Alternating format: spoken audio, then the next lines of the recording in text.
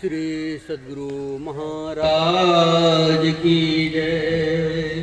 श्री सद्गुरु महाराज की जय। श्री सद्गुरु महाराज की जय। अखंड मंडलाकारं व्याप्तं येन चराचरं तत्पदं दर्शितं येन तस्मै श्री गुरुवे नमः। अव्यक्त रूप में गुरु महाराज के श्री पावन चरण कमलों में कोटि कोटि सा प्रणाम। पूज्य गुरुदेव के श्री चरण कमलों में कोटि कोटि सा प्रणाम। मंचासीन बाबा, संवेद समादर सत्संग प्रेमी महानुभाव, सत्संग प्रेमी माता एवं बहनों, सभी को मेरा नमन है। अभी हम लोग भक्ति के विषय में पाठ श्रवण किया। बहुत अच्छा पाठ। हर एक आदमी सुख पाना चाहता है, हर एक आदमी सुख पाना चाहता है और सुख का रास्ता हर एक आदमी के अंदर में है और जीने की कला जानना है। जब तक जीने की कला नहीं जानेगा तब तक वो सुख को प्राप्त नहीं कर सकता है। नेरे सूझत नाही ल्यानत ऐसो जिंद तुलसी और संसार को भयो मोतिया बिंदु। वह नेरे नजदीक में है लेकिन दिखने के कारण, नहीं दिखने के कारण वह जो है आदमी जो है कष्ट में पड़ा रहता है। वह सुख का भंडार प्रत्येक के अंदर में है।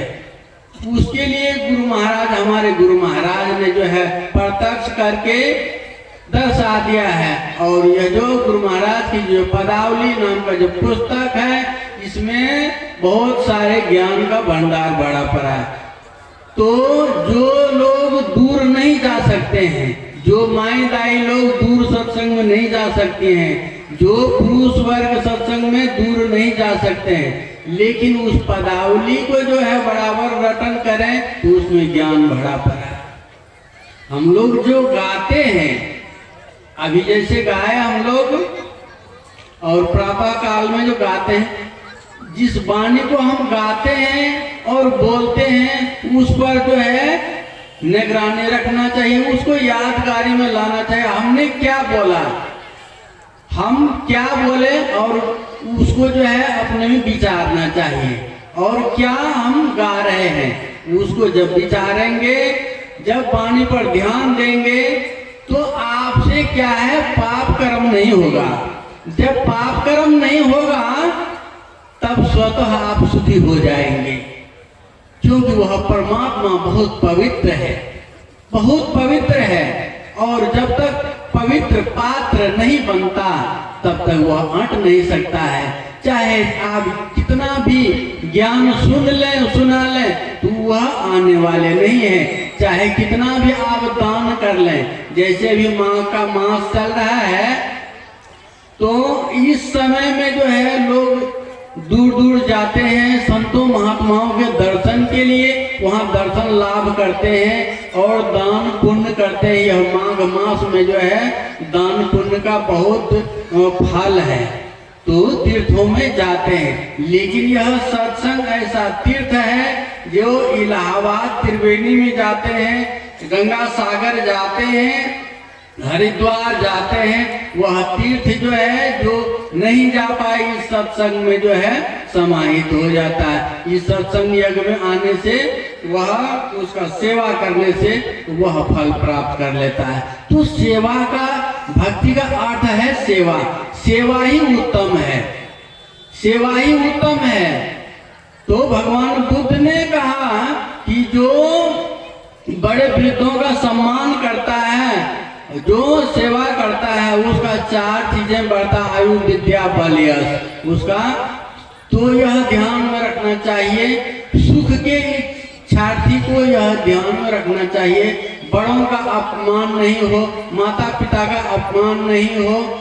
जब बड़ों का सम्मान करेंगे, माता पिता का सम्मान करेंगे, तो आप सुखी सुखी रहेंगे। कोई तीर्थ, जिसके घर में वृद्ध माता पिता है उसको तीर्थ जाने की आवश्यकता नहीं है और उनके सेवा करते हैं तो वहीं पर वह तीर्थ का फल प्राप्त कर लेते हैं। अगर कितनों भी तीर्थ कर लिए आप, तीर्थ कर लिए, लेकिन माता पिता जो है और बड़े बुजुर्गों का सम्मान नहीं करते हैं, तो वह सार लाभ प्राप्त नहीं कर सकेंगे, सुख नहीं प्राप्त कर, क्योंकि कर्म बन जाता है।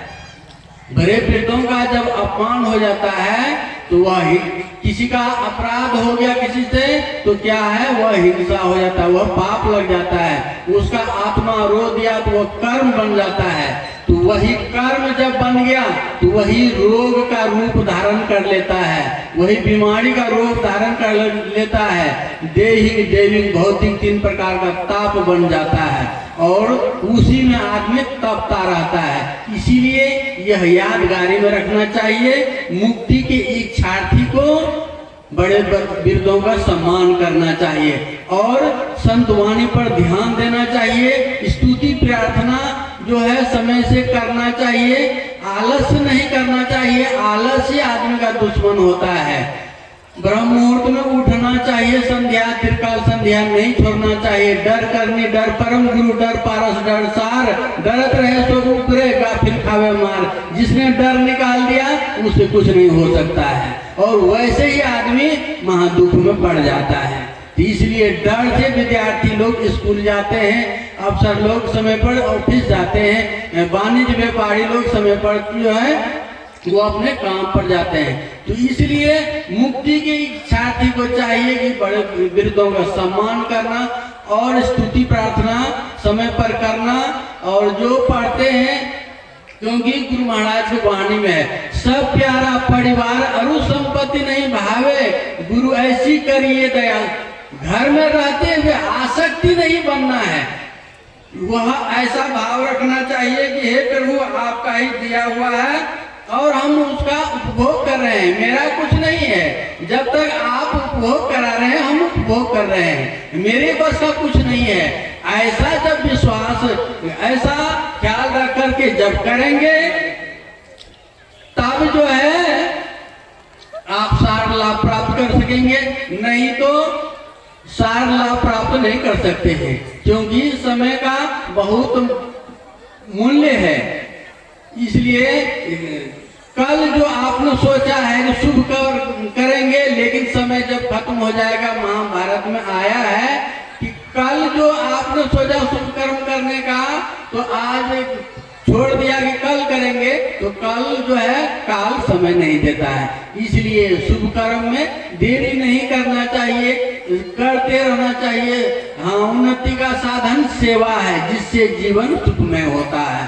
सार लाभ है कि यह सेवा, बड़े वृद्धों की सेवा, सत्संग का सेवा, सेवा ही सबसे महान कार्य है। जब सेवा करेंगे तो अवश्य सार लाभ प्राप्त करेंगे। तो वाणी को यही विराम देते हैं। आगे बहुत सारे बाबा हैं। श्री सद्गुरु महाराज की जय।